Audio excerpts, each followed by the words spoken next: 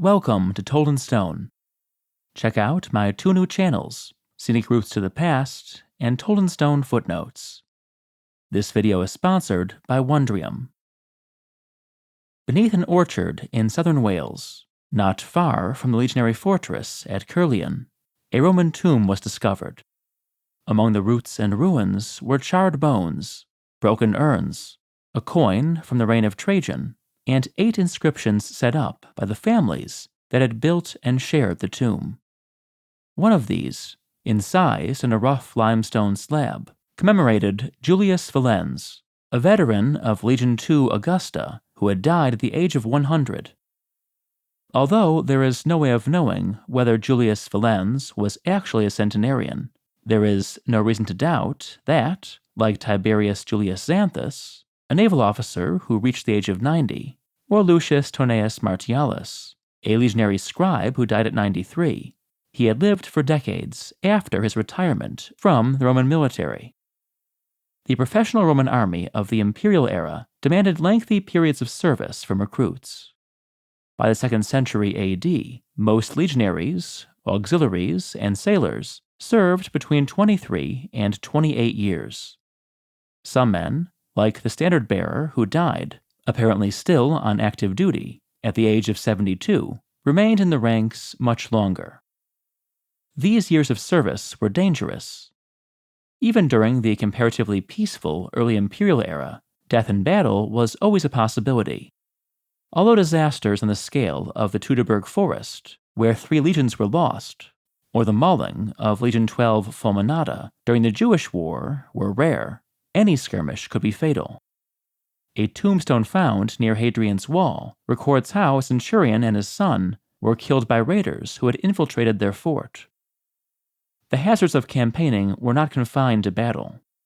A strength report for a cohort stationed in the Balkans during the reign of Trajan, for example, records losses from bandit ambushes and drownings at river crossings. Even the weather could be deadly. During the reign of Nero, when a Roman army was forced to winter in the frigid Armenian highlands, some soldiers died of hypothermia, and many more lost limbs to frostbite.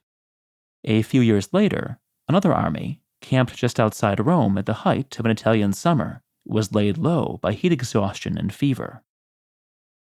Before we continue enumerating the many hazards of a Roman soldier's life, I'd like to talk briefly about this video's sponsor. Wondrium, formerly known as the Great Courses Plus, is a subscription video service. In addition to the Great Courses, a series of lectures by professors and professionals on hundreds of topics, Wondrium gives you access to a huge range of well-researched and engaging educational content, from tutorials to documentaries. I've been a fan of the Great Courses for years, and Wondrium adds new courses each month, including some on topics that your professors almost certainly never mentioned. Recently, for example, I've been enjoying a fantastic course on Greek and Roman technology. Among many other things, I learned how the Romans used human-powered treadwheel cranes to lift enormous blocks. Wondrium makes a great gift, whether for yourself or for someone you care about. So visit wondrium.com/toldinstone or click on the link in the description below to sign up for a free trial and start learning today. Returning to the hazards of life in the Roman army. Discipline was brutal. Minor infractions were punished with beatings. For a more serious offense, a soldier might have his hands hacked off or his legs broken. The death penalty was decreed for anyone who slept through their watch or deserted in battle. The most infamous of all military punishments was decimation, the execution of every 10th man in a unit deemed guilty of cowardice. Though rare, it was far from unheard of. In one notorious instance, Octavian, the future Augustus, decimated a cohort that had fled from a band of Illyrian rebels and had 2 of its centurions executed for good measure. The greatest threat to a Roman soldier's survival, however, was disease. Despite considerable investment in medical personnel and infrastructure, medics followed the troops to battle, and many camps were equipped with hospitals. The absence of anything resembling germ theory left Roman soldiers vulnerable to a wide range of maladies. A probably typical strength report from an auxiliary cohort stationed along Hadrian's wall lists more than 10% of the men there as unfit for duty on account of wounds, illness, or inflammation of the eyes. On the other side of the empire, an Egyptian legionary's letters to his father describe how, in addition to being injured while policing a riot in Alexandria, he had been laid low by a nasty case of food poisoning from bad fish. If a soldier survived to the end of his enlistment, he was formally discharged. Every other year, on January 7th, men whose terms had expired were mustered out and granted the rewards of their service to the state. If they did not already possess it, auxiliaries received Roman citizenship. Legionaries were given a massive bonus, equivalent to more than a decade of pay, either in cash or land. What were the odds of a Roman soldier surviving to enjoy his retirement benefits? We have, of course, no way of calculating a precise average for any given region or period. But, thanks to the thousands of tombstones set up for soldiers and veterans across the empire, we can at least paint an impressionistic picture. To gain some sense of the evidence, I downloaded the first volume of Inscriptiones Latinae Selectae, a century-old collection of about 10,000 Latin inscriptions.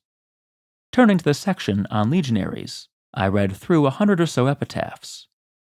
Most of the men in this meager sample had joined the legions in their late teens or early 20s, and many of them had died in their 30s and 40s, often while still serving. A survey of the tombstones belonging to soldiers of Legion III Augusta, stationed in North Africa, gives an average age at death of about 47.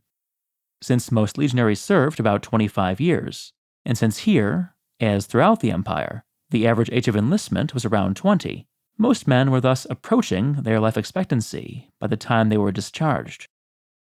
In the demographic regime of the ancient Mediterranean, we would expect roughly 78% of men who enlisted in the legions at age 20 to still be alive at age 35. About 69% would have been expected to reach 40, and 60% to attain the age of 45, roughly when most would be discharged. The actual survival rate would have been lower than this, thanks to violent death, disease, and early discharge. In the light of these facts, it would be reasonable to estimate that about half of the soldiers who enlisted in the imperial Roman army survived to retirement. If you're interested in learning more about the lives of Roman soldiers, click the link in the upper right to watch the new video on my travel channel. You can follow this link to the Told in Stone Footnotes page, where you'll find additional content, including my podcast.